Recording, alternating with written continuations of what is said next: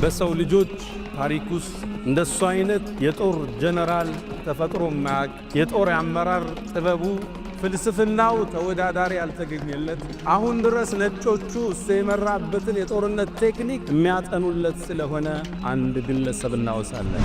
ثم أخذ الراية ከዛም ባንዲራውን ተሸከመው የአላህ ሰይፍ እጅ ላይ ወደቀ አሉ ነቢ ዓለይሂ ሰላቱ ወሰላም። ያ ወሊድ አሉት፣ አይነ ኻሊድ? ኻሊድ የት ነው አንተ ወሊድ አሉት። አይመጣም እንዴ ወደ እስልምና? የአላህ መልእክተኛ ሰውፈ የእቲላሁ ቢ እንግዲህ አንዴ አላህ ቀልቡን መልሶት ይመጣ ይሆናል አልኳቸው። የኻሊድ አይነት አስተሳሰቡ የረቀቀ ግለሰብ እስልምና ከሱ ይሰወራል?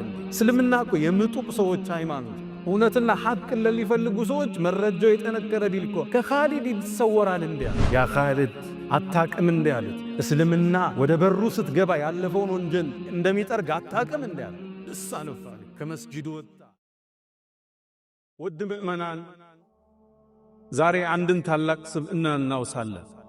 በሰው ልጆች ታሪክ ውስጥ እንደሱ አይነት የጦር ጀነራል ተፈጥሮ ማያቅ የጦር አመራር ጥበቡ ፍልስፍናው ተወዳዳሪ ያልተገኘለት አሁን ድረስ ነጮቹ እሱ የመራበትን የጦርነት ቴክኒክ የሚያጠኑለት ስለሆነ አንድ ግለሰብ እናወሳለን።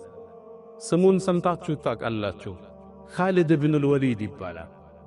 በእስልምናችን ታሪክ የጎነ ታሪክ ያለው ነቢዩ ዓለይሂ ሰላቱ ወሰላም ከሰለመ በኋላ የድሮ ጥፋቱን ረስተው ثم أخذ الراية ከዛም ባንዲራውን ተሸከመው የአላህ ሰይፍ እጅ ላይ ወደቀ አሉ ነቢ ዓለይሂ ሰላቱ ወሰላም። ኻሊድ ብን አልወሊድ ማለት ሮሞቹ ሮማንና ፐርሻን ኢምፓየሮች የሱ የሚዋጋበት ሰይፍ ከሰማይን የወረደ ለዛ ነው ማይሸነፍ ያሉት ኻሊድ ብን አልወሊድ ማለት እድገቱስ። በርግጥ ኻሊድ መካ ላይ ሲያድግ በጣም ቅንጡ ሀብታም አባት ነበረ። መካ ውስጥ አረቦቹ ላይ በሱ ልክ የሱን ያህል አባት ሀብታም አልነበረ። ነገር ግን ሀብቱ እንዲበላሽ አላደረገው። አባቱ ጀግና አድርጎ አሳደገ።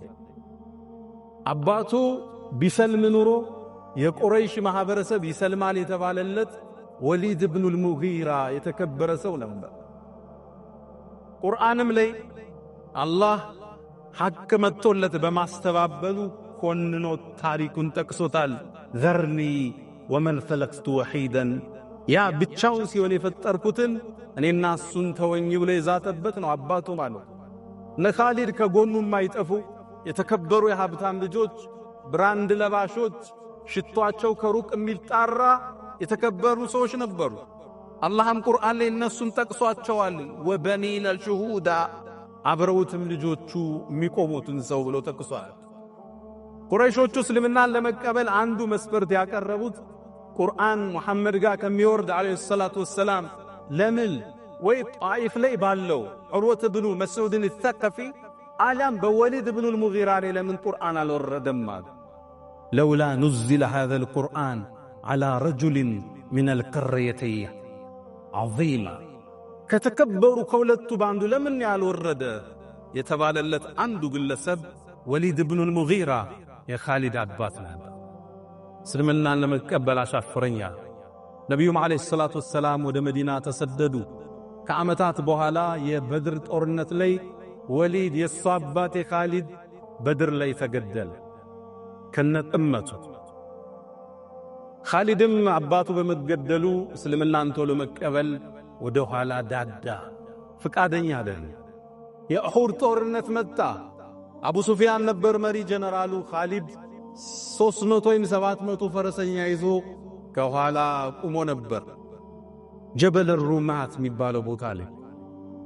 ያኔም ጦርነቱ ሙስሊሙ ያሸነፈ ያለ ተራራውን ለቀው ሲወርዱ ኻሊድ ብን አልወሊድ ፈረሰኞችን ከጀርባ ይዞ ሄደና የጦርነቱን መልክ ቀየረው። በዚህ ጦርነት ሐምዛ የነቢዩ አጎት ተገደለ። 70 ሰሃቦች ሸሂድ ሆኑ።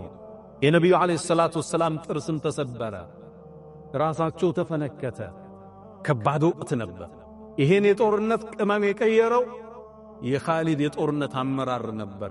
ለዛ ነው አቡ ሱፊያን ከጦርነት በኋላ አልየውመ የውሙከ ያ ኻሊድ፣ ዛሬ ቀኑ ያንተ ነው ያለው። አስገራሚ የጦር ጀነራል ወደ እስልምና ይመጣ ዘንድ ነቢዩ ጠበቁት። እሱ መካ እሳቸው መዲና ሆኑ። ግን ደግሞ የተከበረ ሰው ነው። ሀብቱ ብሎም የአባቱ መሰዋት ቂም አስዞት ወደ ኋላ ሸሸ። ነቢዩ ዓለይሂ ሰላቱ ወሰላም 8ኛው ሂጅራ በተሰደዱ በ8ኛው ዓመት ስልሕ ሁደይቢያ 7ኛው ላይ ተደረገ። 8ኛው ላይ ዑምራ ሊያረጉ መካ መጡ። ለ3 ቀን መካን ገብተው ሊወጡ ነው የተፈራረሙት። ሕጉ እሱ ነበር። መካም ሲገቡ እነ ኻሊድና ቁረይሽ ወደ ተራራ ወጣው የሙስሊሙን ዑምራ ክስተት ይመለከቱ ነበር። ከዛም ኻሊድ ምን ይላል? ልክ ነቢዩ ዓለይሂ ሰላቱ ወሰላም ዙሁርን ጀማዓ ይዘው ሲሰግዱ እኔ ከኋላቸው ነበርኩ ይላል። ለምን አለችን ጥሼ አልኪዳኔን አፍርሼ እነሱ መሳሪያዎቻቸውን አላወጡም። በዚህ ላይ ሽርጥ ነው ያገለደሙት፣ ዑምራ ላይ ናቸው። ለምን እርምጃ አልወስድም አልኳል። ሊገል ሰሃቦችን ማለት ነው። ከዛም ዙሁር ይጨርሱና አሱር እገላቸዋለሁ አልኳል። ጦሩን ለአሱር አደራጀ። ሕጉን ጥሶ ስምምነቱን አፍርሶ ክደትን ወስኖ አሱር ላይ ነቢዩ ዓለይሂ ሰላቱ ወሰላም አላህ ጠቆማቸውና አሰጋገዳቸውን ቀየሩ። ሶላቱል ኸውፍ የሚባል የጦርነት አሰጋገድ አለ። እሱ ሰገዱ። ሶላቱል ኸውፍ ማለት ኢማሙ 4 ረክዓ ያሰግዳል። ከፈሎቹ ከኋላ ሲጠብቁ ከፈሎ ይሰግዳል 2 ረክዓ። 2 ረክዓ ላይ አሰላምተው ሲመለሱ ሌሎቹ ይመጡና 2 ረክዓውን ጨርሰው ከኢማሙ ጋር ያሰላምታሉ። ከዛም ኻሊድ ምን አለ? ላጠቃው እንደሆነ እንዴት አወቀ? ይሄ ሰው ከሰማይ እርዳታ አለው ማለት ነው አልኳል። የመጀመሪያ እስልምና ውስጥ ይገባል። በዚህ ላይ ያለው ነቢዩ ዓለይሂ ሰላቱ ወሰላም ዑምራ ጨርሰው መካን ሊለቁ ሲሉ የኻሊድን ወንድም ማግኘት ሰልሟል። እሱ ወሊድ እብኑል ወሊድ በአባቱ ስም ነው የተሰየመው። ያ ወሊድ አሉት። አይነ ኻሊድ? ተመልከቱ የነቢዩን የአመራር ጥበብ በዚህ ላይ የሊደርሺፕ ኳሊቲያቸውን ተመልከቱ። ኻሊድ የት ነው አንተ ወሊድ አሉት። አይመጣም እንዴ ወደ እስልምና? የአላህ መልእክተኛ ሰውፈ የእቲላሁ ቢ እንግዲህ አንዴ አላህ ቀልቡን መልሶት ይመጣ ይሆናል አልኳቸው። የኻሊድ አይነት አስተሳሰቡ የረቀቀ ግለሰብ እስልምና ከሱ ይሰወራል እንዴ? እስልምና እኮ የምጡቅ ሰዎች ሃይማኖት፣ እውነትና ሐቅን ለሚፈልጉ ሰዎች መረጃው የጠነከረ ቢልኮ ከኻሊድ ይሰወራል እንዴ? ከዛም አስከተሉና የኻሊድን ልብ የሚነካ መልእክት ሰጡት። አይ ኻሊድ ምን ነው ይሄን የጦርነት ችሎታውን እኛ ጋር ሆኖ ጠላት ላይ ቢያረገው ምን ነበር? ቢመጣልን ኑሮ ከሌላው በፊት እናስቀድመው ነበር፣ ስልጣን ምን ሰጠዋለን አሉ ነብዩ አለይሂ ሰላቱ ሰላም። ወሊድ ወንድሙ ይህን ሲሰማ በነብዩ አፍ መሰማቱ የኻሊድ ስም ደስ ኻሊድን ፈለገው፣ አላገኘም። መካን በ3ኛው ቀን ለቀው መውጣት ነበረባቸው። መካን ለቀው ሲወጡ ደብዳቤ ጻፈለት። አንተ ኻሊድ ሆይ ዛሬ ነብዩ አንተን ስም አነሱ፣ ስላንተም እንዲህ ብለዋል የሚል ደብዳቤ ላከለት። ኻሊድ ደብዳቤውን ሲያነበው በጣም ተደሰተ። ነብዩ የኔን ስም አነሱ? አዎ። እኔን አስተሳሰው የመጠቀ ነው አሉን? አዎ። በህድላቸውም ከፍ ያረጉኛል አያወርዱኝ፣ መጨረሻ ነው የመጣ ብለው ካሁን በፊት ሰሃባ ገላሃል ብለው ገሸች ያረጉኝ? አዎ። ልቡ ተነካ። የነብዩ ንግግር ማረከው። ከዛም ይላል ኻሊድ ምን ይላል? ቤት የገባውና ማሰላሰል ጀመርኩ ስለ እስልምና ስላሳለፈው ጉዞ። መጨረሻ ተኛው ይላል። በህልሜ አንድን ህልም ተመለከተ። ያየው ህልም መሰላችሁ? ጠባብ ጨለማ መሬት ላይ ቁጭ ብሎ የዱር እንስሳ የበዛበት መሬት ላይ፣ ከዛም ከዛ ጠባብ ጨለማ የዱር እንስሳ ከበዛበት ቦታ ወጦ ብርሃናማ አረንጓዴ መስክ ወደ በዛበት ሰፊ መስክ ሲወጣይ ተነሳ። ህልሙን አስተረጎመው። አንተማ ካለህበት የሽርክ አስተሳሰብ ወደ እስልምና ልትገባ ማለት ወሰነ። ሊሰልም ወደ መዲናማ ቀና ወደ ነብዩ አለይሂ ሰላቱ ወሰላም መንገድ ላይ አንድን ጓደኛው አገኘ፣ ይዞ ሄደ። ሌላም መዲና መዳረሻ ላይ አምር ኢብኑል አስ የሚባል ታዋቂ በአረቦቹ ታሪክ እንደሱ ስትራቴጂክ የለም ይባል ሰው አለ። አብረው መዲና ገቡ። ነብዩ አለይሂ ሰላቱ ወሰላም ልክ ሶስቱን ሲያዩዋቸው ፈተሐለል ፊታቸው ፍድቅ አለ። ለሰላ ኻሊድን የመሰለ ጀነራል እጃቸው ማስገባ። ከዛም ምን አሉ?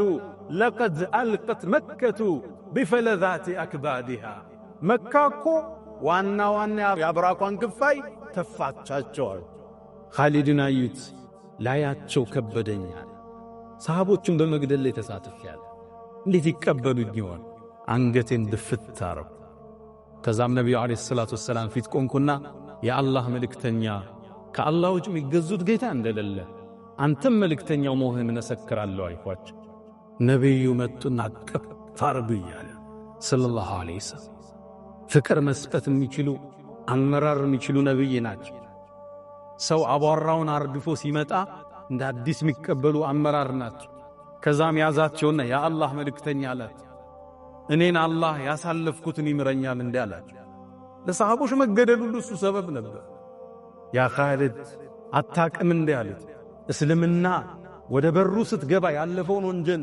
እንደሚጠርግ አታቅም እንዳለ ደስ አለው ኻሊድ ከመስጂዱ ወጣ እስልምናው አማ እሱ በሰለመ በተወሰነ ጊዜያት ውስጥ ነብዩ አለይሂ ሰላቱ ወሰለም ከሩሞቹ ጋር አንድ ፍልሚያ ገጠማቸው እሳቸው የአረቡን ዓለም ያደራጁ ነበር የውጭ ግን ሮማን ኤምፓየር እሳቸው ላይ ጥቃት ፈጸመ አንድ ደብዳቤ አስዘው አንድ ሰሃባ ልከው ነበር አምባሳደር ነው የላኩት እነዛ ግን ተቀበለው ገደሉት በዓለም ታሪክ ውስጥ አምባሳደር አይገደልም ሁለት አገር ጦርነት ሊያውጁ ከፈለጉ አምባሳደሮቻቸው ነው የሚጠሩ አምባሳደር አይገደል ገደሉት ነብዩ ተበሳጩ ጦር አሰለፉ